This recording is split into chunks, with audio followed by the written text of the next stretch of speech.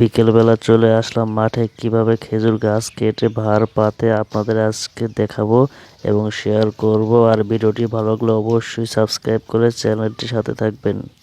ইনি হলেন রশিদ মিয়া গাছি। ভিডিওটি দেখতে থাকুন। এই গাছটা কেমন রস হয় মামু?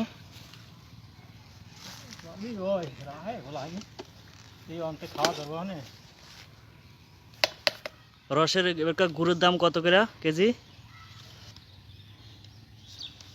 300 টাকা কেজি।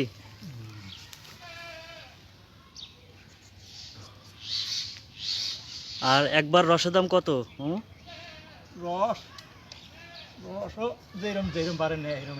এই যে আপনার কাছে যে ভাড়টা আছে, এটা একবার গুড়ের মানে রসের দাম কত? 300 টাকা। মানে মানে জিরন রস। আর যদি আপনার গুড় নেয় একবারের দাম কত? যাকমা এবারকার সিজনে গাছ কাটতে মানে রস খেজুর গাছ কাটটা আপনি কি লাভবান নাকি? যাক ইনশাল্লাহ। প্রতিদিন আমরা গাছ কাটেন কয়টা করে?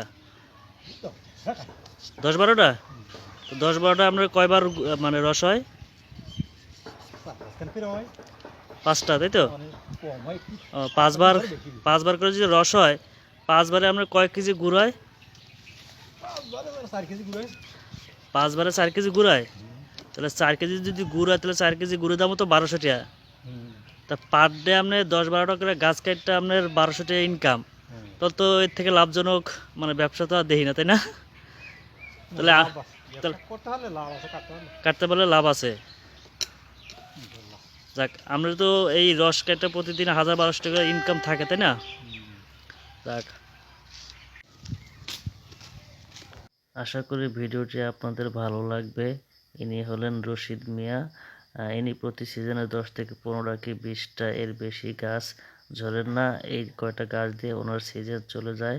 তবে ওনার কিন্তু ভালো একটা পারিশ্রমিক থাকে প্রতিদিন হিসাবে 1200 টাকা। আপনাদের তো শোনালামই, আপনারা জানলেন, দেখলেন এবং বুঝলেন। আসলে গুড়ের ব্যবসা কিন্তু ভালো। এই কয়টা গাছ কেটে কিন্তু ওনার সংসার ভালো মতো চলে যাবে।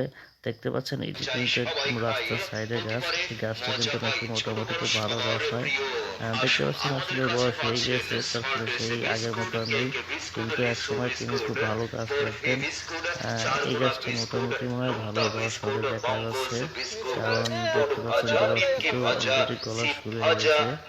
তবে রাস্তা সাইডে রস তো দেখা যাচ্ছে রাস্তার সাইডে অনেক মানুষজন আছে, খেয়ে নেয়, খেয়ে যা থাকে সেগুলো ওনার ভাড়া থাকে, সেগুলো নিয়ে বাড়িতে জ্বালিয়ে রস সংগ্রহ করে।